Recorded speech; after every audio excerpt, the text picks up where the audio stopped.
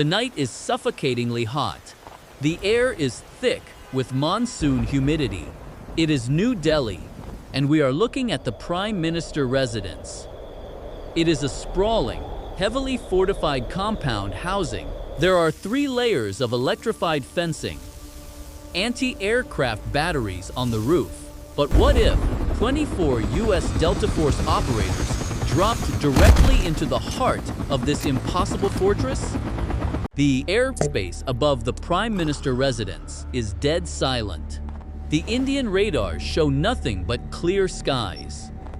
But 3,000 feet above, 2 heavily modified, radar-absorbent Black Hawk helicopters are hovering in the pitch black.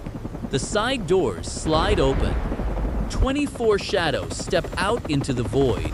They fast rope down onto the sprawling, multi-acre rooftop of the Prime Minister's residence. Through the glowing green and white night vision goggles, the Delta operators look down at the compound. They see everything. Thermal imaging highlights the palace guards patrolling the perimeter in bright, glowing white against the cool blue of the marble architecture.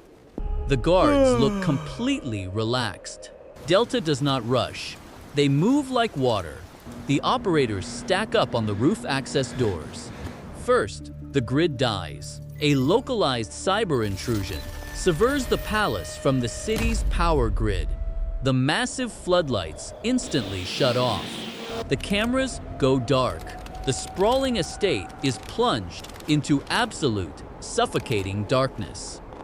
Down in the courtyards, the palace guards start shouting in confusion. The internal security detail, armed with submachine guns, rushes the stairwells. But they are fighting blind. Delta is operating in a world of high-definition infrared. Suppressed MCX rattlers cough quietly. The guards drop to the floor before they even realize they are under attack. Within exactly 9 minutes, the primary assault team breaches the safe room. The door flies open. The operators rush inside, lasers sweeping the room. But the room is empty. There is no Prime Minister. Instead, sitting on a single wooden chair in the center of the reinforced room is a military-grade encrypted radio. It crackles to life. A calm, steady voice speaks in flawless English. Good evening, Americans. Welcome to India. We have been expecting you. The realization hits the Delta team leader like a physical blow. The cyber intrusion that cut the palace power? It wasn't a success.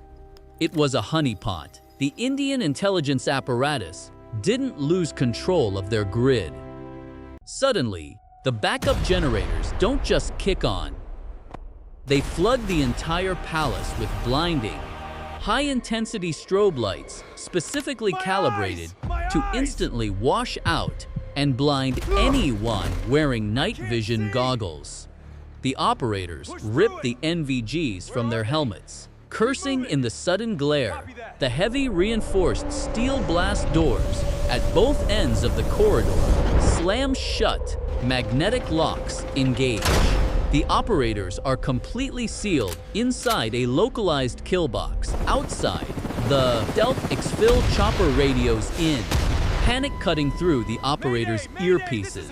The mobile surface-to-air missile batteries in the city didn't just power on. They were never off. They were running on passive optical tracking. A missile streak cuts through the monsoon night. The stealth chopper is forced to deploy flares, bank violently, and retreat into international airspace just to survive. The exfil is completely gone. Inside the corridor, the ceiling vents open. Not gas, but heavy, dense smoke fills the room, blinding the team. From hidden firing ports built into the reinforced marble walls, the palace's elite counter-terrorism units open fire. Delta is trapped. They face a terrifying reality. They packed for a lightning-fast stealth raid, not a sustained siege inside a reinforced cage. They try to fight back, using surgical precision, firing at the gun ports. But every magazine change carries the quiet, terrifying thought of exactly how many rounds are left. The heavy caliber rounds chew through their body armor. The Delta team leader checks his ammo.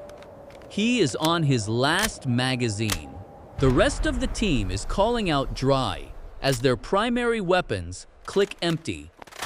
They transition to sidearms, but it is useless. The blast doors slowly slide open.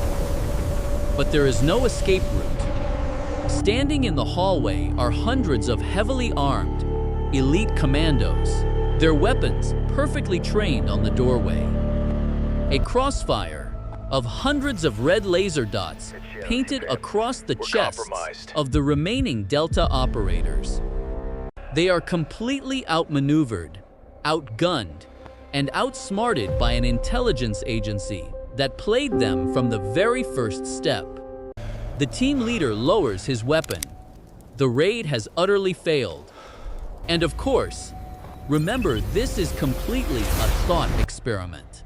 The kind of high-stakes tactical chess match that shows just how lethal and prepared a modern superpower's intelligence network really is when protecting their own soil.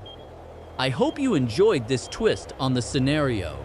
Don't forget to subscribe, and I'll see you in the next video.